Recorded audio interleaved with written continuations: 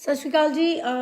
मैं सिमरनजीत कौर ਗਿੱਲ ਤੇ ਤੁਹਾਨੂੰ ਪਤਾ ਹੈ ਕਿ ਕੱਲ ਕਿੰਨੀ ਤਰੀਕ ਸੀ 29 ਤਰੀਕ ਨੂੰ ਕੱਲ ਫੈਸਲਾ ਲਿਆ ਗਿਆ ਸੀਗਾ ਕਿ ਅਸੀਂ ਸਾਰੇ ਕਿਸਾਨ ਜਥੇਬੰਦੀਆਂ 31 ਜਥੇਬੰਦੀਆਂ ਨਾਲ ਮਿਲੇ ਸੀਗੇ, ਉਹਨਾਂ ਨਾਲ ਸਾਡੀ ਮੀਟਿੰਗ ਸੀਗੀ ਤੇ ਜਿਹਦੇ ਵਿੱਚ ਅਸੀਂ ਡਿਸਾਈਡ ਕੀਤਾ ਸੀਗਾ ਕਿ ਜਿਹੜੀ ਇਹ ਕਿਸਾਨ ਸੰਘਰਸ਼ ਹੈ ਇਹਦੇ ਵਿੱਚ ਅਸੀਂ ਜਥੇਬੰਦੀਆਂ ਦਾ ਸਾਥ ਦੇਵਾਂਗੇ ਕਿਉਂਕਿ ਸਾਡੇ ਬਜ਼ੁਰਗ ਆ ਉਹ ਕਿਸਾਨੀ ਦੀ ਲੜਾਈ ਲੜ ਰਹੇ ਆ ਤੇ ਅਸੀਂ ਉਹਨਾਂ ਦੀ ਇੱਜ਼ਤ ਕਰਦੇ ਹਾਂ ਤੇ ਉਹਨਾਂ ਦੀ ਇਸ ਲੜਾਈ ਦੇ ਵਿੱਚ ਅਸੀਂ ਉਹਨਾਂ ਦਾ ਸਾਥ ਦੇਵਾਂਗੇ।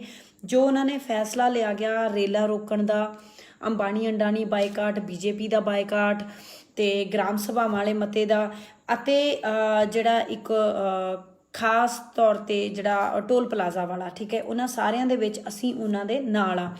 ਪਰ ਇੱਕ ਚੀਜ਼ ਜਿਹੜੀ ਹੈਗੀ ਆ ਉਹ ਬੜੀ ਕਲੀਅਰ ਆ ਕਿ ਅਸੀਂ ਉਹਨਾਂ ਦੇ ਨਾਲ ਦੋ ਸ਼ਰਤਾਂ ਦੇ ਉੱਤੇ ਆ। ਦੋ ਸ਼ਰਤਾਂ ਕੀ ਆ ਕਿ ਇੱਕ ਤਾਂ ਇਹ ਟਾਈਮ ਬਾਉਂਡ ਹੋਏਗਾ। ਟਾਈਮ ਬਾਉਂਡ ਦਾ ਪਰਪਸ ਇਹ ਆ ਕਿ ਇਹ ਨਹੀਂਗਾ ਕਿ 6-6 10-10 ਸਾਲ ਸੰਘਰਸ਼ ਚੱਲੇਗਾ।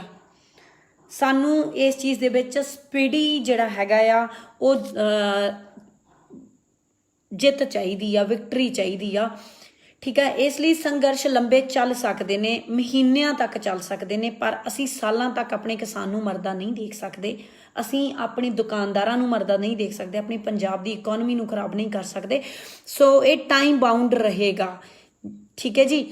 ਦੂਜੀ ਗੱਲ ਜਿਹੜੀ ਹੋਰ ਜਿਹੜੀ ਇੰਪੋਰਟੈਂਟ ਹੈਗੀ ਆ ਕਿ ਜੇ ਕਿਸਾਨ ਜਥੇਬੰਦੀਆਂ ਸਿਰਫ MSP ਵਾਪਸ ਲੈਣ ਦੇ ਉੱਤੇ ਸਮਝੌਤਾ ਕਰ ਲੈਂਦੀਆਂ ਨੇ ਤਾਂ ਅਸੀਂ ਉਹਨਾਂ ਦੇ ਨਾਲ ਐਗਰੀ ਨਹੀਂ ਹੋਵਾਂਗੇ ਕਿਉਂਕਿ ਇਹ ਟੋਟਲ ਬਿੱਲ ਜਿਹੜਾ ਹੈਗਾ ਆ, ਜਿਹੜਾ ਟੋਟਲ ਕਾਨੂੰਨ ਹੈਗਾ ਆ, ਇਹ ਮਾਰੂ ਆ। ਇਹ ਸਿਰਫ ਕਿਸਾਨੀ ਲਈ ਮਾਰੂ ਨਹੀਂ ਹੈਗਾ, ਠੀਕ ਹੈ ਜੀ। ਇਹ ਸਿਰਫ ਕਿਸਾਨੀ ਲਈ ਮਾਰੂ ਨਹੀਂ ਹੈਗਾ। ਜਿਹੜੀਆਂ ਸਾਡੀਆਂ ਆਪਣੀਆਂ ਗਲਤ ਫਹਿਮੀਆਂ ਨੇ ਕਈ ਲੋਕਾਂ ਦੀਆਂ ਪਾਲੀਆਂ, ਇਹਨੇ ਸਾਡੀ ਟੋਟਲ ਇਕਨੋਮੀ ਆ ਨਾ ਜਿਹੜੀ ਉਹਨੂੰ ਖਰਾਬ ਕਰਕੇ ਸਾਨੂੰ ਸਾਡੇ ਸਾਰੀ ਜਿਹੜੀ ਟੋਟਲ ਇਕਨੋਮੀ ਹੈਗੀ ਆ ਉਹਨੂੰ ਇਹਨਾਂ ਨੇ ਖਰਾਬ ਕਰਨਾ ਆ, ਠੀਕ ਹੈ ਜੀ।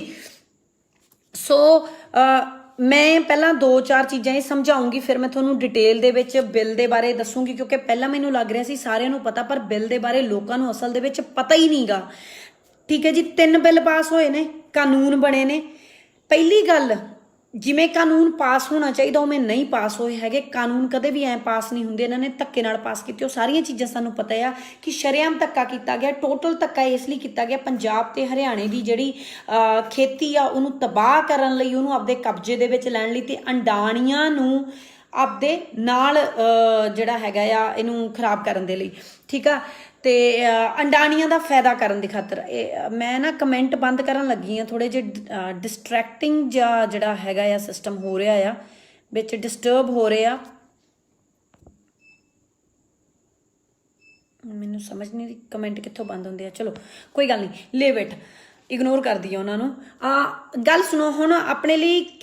ਇਹ ਤਾਂ ਮੈਂ ਦੱਸਦਾ ਕਿ ਸੰਘਰਸ਼ ਦੇ ਵਿੱਚ ਅਸੀਂ ਕਿਵੇਂ ਨਾਲ ਆ। ਦੀਪ ਵੀਰੇ ਨੇ ਵੀ ਅਸੀਂ ਸਾਰਿਆਂ ਨੇ ਕਿ ਸਾਡਾ ਜਿਹੜਾ ਮੁੱਦਾ ਹੈਗਾ ਆ, ਸਾਡਾ ਮੁੱਦਾ ਸਿਰਫ ਤੇ ਸਿਰਫ ਕਿਸਾਨੀ ਨਹੀਂ ਹੈਗਾ। ਕਿਸਾਨੀ ਸਾਡੀ ਪੰਜਾਬ ਦੀ ਰੀੜ੍ਹ ਦੀ ਹੱਡੀ ਆ, ਠੀਕ ਆ।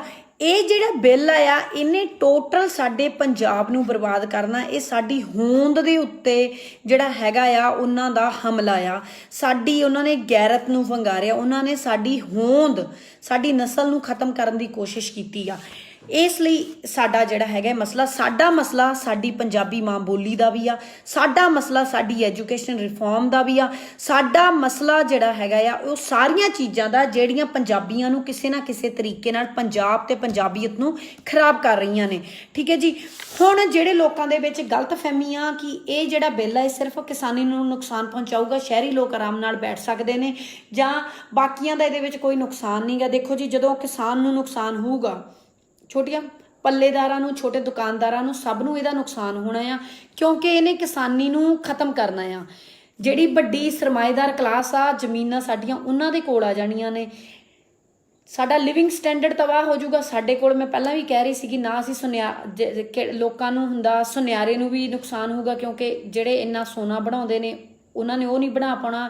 ਕੱਪੜੇ ਲੈਣ ਵਾਲਿਆਂ ਦਾ ਵੀ, ਕੱਪੜੇ ਦੁਕਾਨਦਾਰਾਂ ਦਾ ਵੀ ਨੁਕਸਾਨ ਹੋਣਾ ਕਿਉਂਕਿ ਫਿਰ ਜਦ ਸਾਡੇ ਕੋਲ ਪੈਸੇ ਨਹੀਂ ਬਚਣੇ ਹੈਗੇ ਕਿਸਾਨ ਕੋਲ ਤੇ ਉਹ ਕੱਪੜੇ ਕਿੱਥੋਂ ਲਊਗਾ, ਠੀਕ।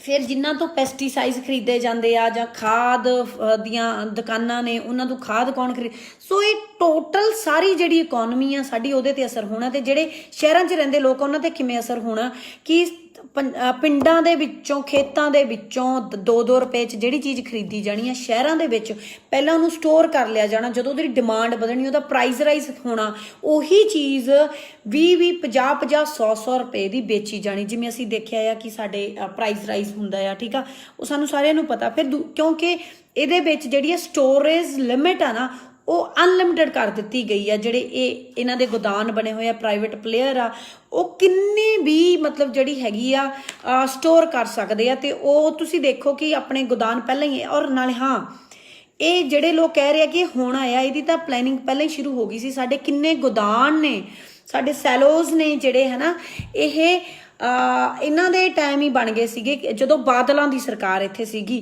ਤੇ ਉਹਨਾਂ ਤੇ ਕੋਈ ਸਟੈਂਪ ਡਿਊਟੀ ਵੀ ਨਹੀਂ ਦਿੱਤੀ। ਇੱਥੇ ਦੱਸ ਰਹੇ ਸੀਗੇ ਕਿ ਡੋਗਰਾ ਦੇ ਕੋਲ ਹੈਗੀ ਆ ਹੈ ਨਾ ਇੱਕ ਪਿੰਡ ਸੇਖਾ ਹੈਗਾ ਬਰਨਾਲੇ ਕੋਲ, ਉੱਥੇ ਬਣ ਰਿਹਾ, ਹੋਰ ਕਿੰਨੀ ਮੋਗੇ ਕੋਲ ਬਣਿਆ ਹੋਇਆ। ਇਹ ਜਿਹੜੇ ਸੈਲੋਜ਼ ਨੇ ਇਹਨਾਂ ਦੇ ਵਿੱਚ ਲੱਖਾਂ ਟਨ ਜਿਹੜੀ ਹੈਗੀ ਆ ਫਸਲ ਆ ਉਹ ਜਮ੍ਹਾਂ ਹੋ ਸਕਦੀ ਆ। ਕੋਈ ਵੀ ਜਿਹੜੀ ਵੀ ਅਸੈਂਸ਼ੀਅਲ ਕਮੋਡਿਟੀ ਆ ਉਹ ਹੋ ਸਕਦੀ ਆ ਉਹਦੇ ਵਿੱਚ। ਫਿਰ ਉਹਨਾਂ ਦਾ ਸਿੱਧਾ ਜਿਹੜਾ ਰੇਲਵੇ ਟਰੈਕ ਆ ਉਹਦੇ ਨੇੜੇ ਰੱਖੇ ਗਏ ਆ, ਠੀਕ ਹੈ। ਇਹ ਆਲਰੇਡੀ ਪਲਾਨਡ ਸੀਗਾ, ਟ੍ਰੇਨ ਸਿੱਧੀ ਉਹਨਾਂ ਦੇ ਗੋਦਾਨ 'ਚ ਆਊਗੀ, ਮਾਲ ਗੱਡੀ ਭਰੂਗੀ ਤੇ ਉੱਥੋਂ ਚਲੀ ਜਾਊਗੀ। ਸੋ ਇਹ ਆਲਰੇਡੀ ਪਲਾਨਡ ਸੀਗਾ। ਹੁਣ ਜੀ ਆਪਾਂ ਇਹਨਾਂ ਨੂੰ ਸੱਟ ਪਹੁੰਚਾਉਣੀ, ਅਸੀਂ ਕਿਹਾ ਕਿ ਅਸੀਂ ਜੀਓ ਬੈਨ ਕਰਾਂਗੇ, ਅਸੀਂ Reliance store, Adani Ambani total boycott ਆ।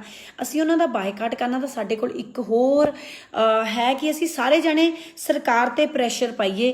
ਤੁਹਾਨੂੰ ਸਾਰਿਆਂ ਨੂੰ 2008 ਦੇ ਵਿੱਚ ਯਾਦ ਹੋਣਾ ਕਿ ਜਦੋਂ ਨੈਨੋ ਜਿਹੜਾ ਪ੍ਰੋਜੈਕਟ ਆ ਉਹ ਲੱਗਿਆ ਸੀਗਾ ਆਪਣੇ ਬੰਗਾਲ ਦੇ ਵਿੱਚ, ਤਾਂ ਉਹਨਾਂ ਨੇ ਉੱਥੇ ਪ੍ਰੋਟੈਸਟ ਕੀਤਾ ਸੀ ਤ੍ਰਿਣਮੂਲ ਕਾਂਗਰਸ ਤੇ ਹੋਰ ਉੱਥੇ ਦੇ ਜਿਹੜੇ ਲੋਕਲ ਫਾਰਮਰ ਸੀਗੇ ਜਾਂ ਹੋਰ ਉੱਥੇ ਦੇ ਜਿਹੜੀ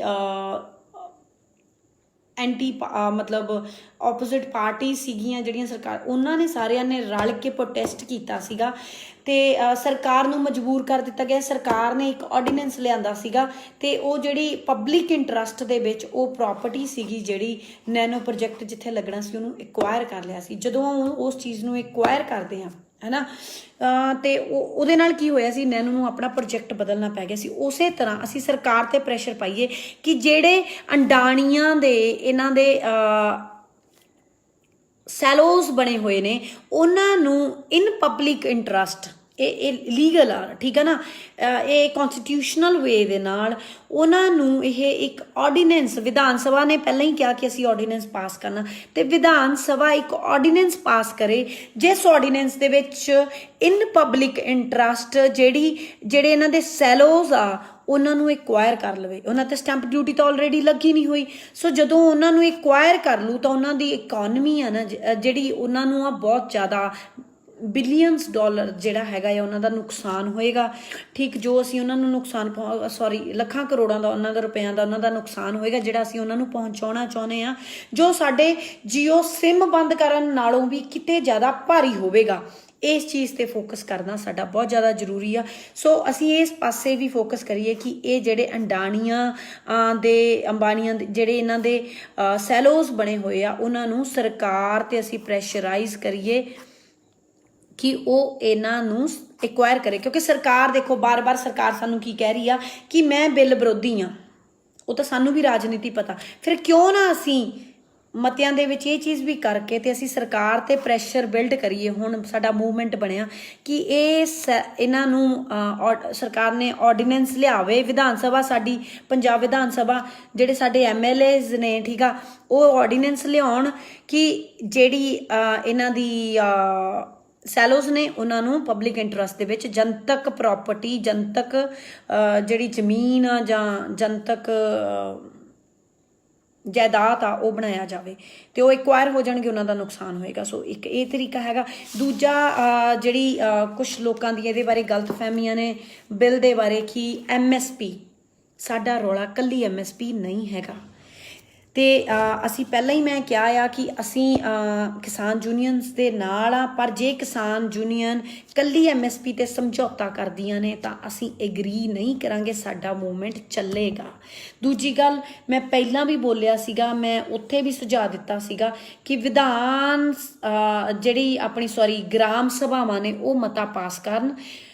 ਗ੍ਰਾਮ ਸਭਾ ਦੇ ਕੋਲ ਇਹ ਕਾਨੂੰਨਨ ਮਤਲਬ ਉਹਨਾਂ ਦਾ ਜਿਹੜਾ ਕਾਨੂੰਨ ਆ ਉਹਦੇ ਵਿੱਚ ਇਹਨਾਂ ਦੇ ਕੋਲ ਇਸ ਚੀਜ਼ ਦਾ ਹੱਕ ਹੈਗਾ ਆ ਕਿ ਗ੍ਰਾਮ ਸਭਾ ਮਤਾ ਪਾਸ ਕਰਕੇ ਲੀਗਲ ਮਤਾ ਰਜਿਸਟਰ ਦੇ ਉੱਤੇ, ਇਕੱਲਾ ਇਹ ਨਹੀਂ ਕਿ ਪੰਚਾਇਤ ਨੇ ਆਪਣੇ ਜਿਹੜਾ ਸਰਪੰਚ ਦਾ ਲੈਟਰ ਹੈਡ ਆ ਉਹਦੇ ਉੱਤੇ, ਨਹੀਂ, ਜਿਹੜਾ ਰਜਿਸਟਰ ਹੁੰਦਾ ਆ BDPO ਕੋਲ ਜਾਂਦਾ, ਉਹਦਾ ਇੱਕ ਪ੍ਰੋਪਰ ਸਿਸਟਮ ਹੁੰਦਾ ਹੈ। ਜਿਵੇਂ ਗ੍ਰਾਮ ਸਭਾ ਕਿਉਂਕਿ ਆਟੋਮੈਟਿਕਲੀ ਬਣੀ ਹੁੰਦੀ ਹੈ, ਗ੍ਰਾਮ ਸਭਾ ਤੋਂ ਮਤਾ ਪਾਇਆ ਜਾਵੇ ਕਿ ਅਸੀਂ ਆਪਣੇ ਪਿੰਡ ਦੇ ਵਿੱਚ ਇਹਨੂੰ ਲਾਗੂ ਨਹੀਂ ਹੋਣ ਦੇਣਾ।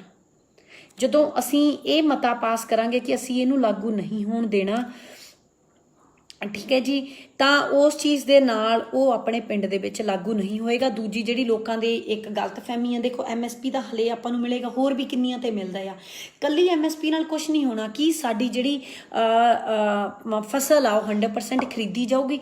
ਪਹਿਲਾਂ ਮੈਂ ਪਹਿਲਾਂ ਵੀ ਦੱਸਿਆ ਸੀਗਾ, ਬਾਰ-ਬਾਰ ਆਪਾਂ ਗੱਲ ਕਰਦੇ ਹਾਂ ਕਿ ਇਹਨਾਂ ਦਾ ਕੀ ਆ ਕਿ ਇਹਨਾਂ ਨੇ ਇੱਕ ਪੈਰਲਰ ਮੰਡੀ ਖੜੀ ਕਰਤੀ, ਸਰਕਾਰੀ ਮੰਡੀ, ਇੱਕ ਪੈਰਲਰ ਮੰਡੀ। ਸਰਕਾਰੀ ਮੰਡੀ ਦੇ ਉੱਤੇ ਦੇ ਵਿੱਚ ਜਿਨ੍ਹਾਂ ਨੇ ਖਰੀਦਣਾ ਉਹਨਾਂ ਨੂੰ 2-2.5% ਟੈਕਸ ਦੇਣਾ ਪਊਗਾ, ਇਸ ਲਈ ਉੱਧਰ ਠੀਕ ਆ। ਪਰ ਜਿਹੜੇ ਪ੍ਰਾਈਵੇਟ ਪਲੇਅਰ ਆ ਉਹਨਾਂ ਨੂੰ ਜਿਹੜਾ ਹੈਗਾ ਆ ਉਹਨਾਂ ਨੂੰ ਕੋਈ ਵੀ ਟੈਕਸ ਨਹੀਂ ਪੇ ਕਰਨਾ ਪਊਗਾ, ਟੈਕਸ ਨਹੀਂ ਪੇ ਕਰਨਾ ਪਊਗਾ ਸਟਾਰਟਿੰਗ ਦੇ ਵਿੱਚ। ਉਹ ਜਿਹੜਾ ਸਾਡਾ ਫਿਲਹਾਲ ਜਿਹੜੀ MSP ਉਹ ਰੱਖਣਗੇ, ਠੀਕ ਆ।